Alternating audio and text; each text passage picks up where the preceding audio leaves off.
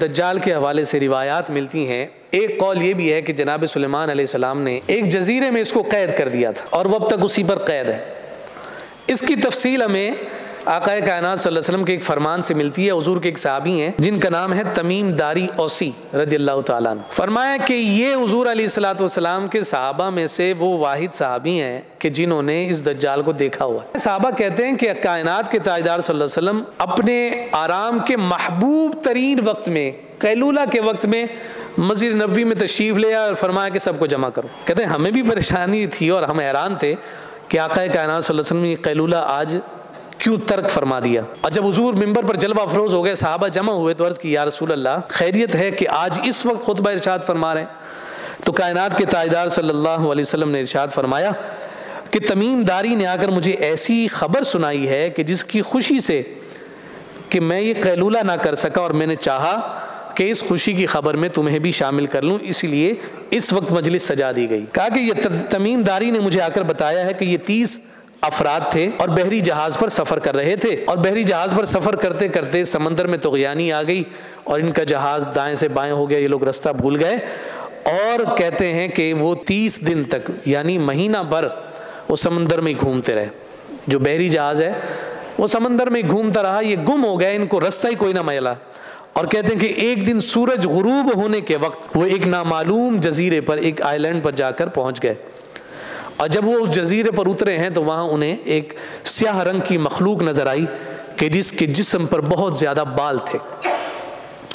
انہوں نے ان سے مکالمہ کیا، انہوں نے ان سے مکالمہ کیا، آپس میں کوئی بات ہی ان کی نہیں بن رہی تھی۔ تو تمیم داری کے حوالے سے حضور ارشاد فرما رہے ہیں کہ اس نے مجھے بتایا کہ انہوں نے کہا کہ تم ایسا کرو کہ ہم تم سے کوئی بات نہیں کرتے، تمہیں ایک شخص کے پاس لے کر جاتے ہیں اور وہ بڑی بے چینی کے ساتھ تم لوگوں کا انتظار کر رہا ہے، چلو اور جا کر تمہیں اس سے ملواتے ہیں۔ آقا کائنات صلی اللہ علیہ وآلہ وسلم ارشاد فرماتے ہیں کہ تمیم داری نے مجھے بتایا کہ ہم اس بت خانے میں اس مقام پر پہنچے تو وہاں دیکھا کہ ایک شخص بڑا بے چینی کے ساتھ ہمارا انتظار کر رہا ہے،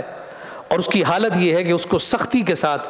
زنجیروں میں جکڑا ہوا ہے، اور اس نے پوچھا کہ تم لوگ کہاں سے آئے ہو؟ آقا کائنات صلی اللہ علیہ وسلم نے ارشاد فرمایا کہ تمیم داری نے اس سے کہا کہ ہم شام کے علاقہ سے آئے ہیں، چونکہ فلسطین شام ہی تھا،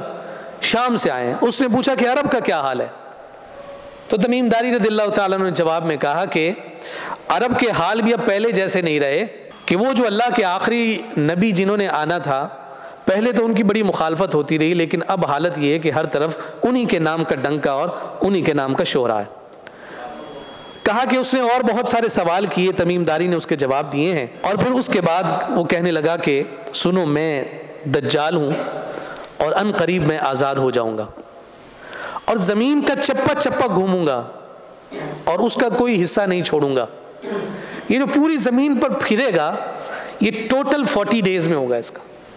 یہ حدیث میں موجود ہے کہ یہ 40 دن تک ہی اس کی حکمرانی ہوگی، اور اس میں یہ پوری زمین کا یہ جو ہے نا ٹریول کر لے گا اور چکر لگا لے گا۔ اب یہ ساری تفصیل ذکر کرنے کے بعد حضور فرماتے ہیں کہ بتاؤ خوشخبری کی بات کون سی ہے؟ تو خوشخبری کی بات یہ ہے کہ دجال نے اپنا تعارف کروانے کے بعد میرے تمیم داری سے یہ کہا کہ میں پوری زمین پر پھروں گا، لیکن جو طیبہ میں لوگ ہوں گے وہ میرے شر سے محفوظ رہیں گے۔ اور حضور نے فرمایا کہ طیبہ کوئی اور نہیں، وہ میرا شہر مدینہ المنورہ ہے۔ فرمایا میں تمہیں یہ خوشخبری سنانے کے لیے اس قیلولہ کے وقت تم سے خطاب کر رہا ہوں۔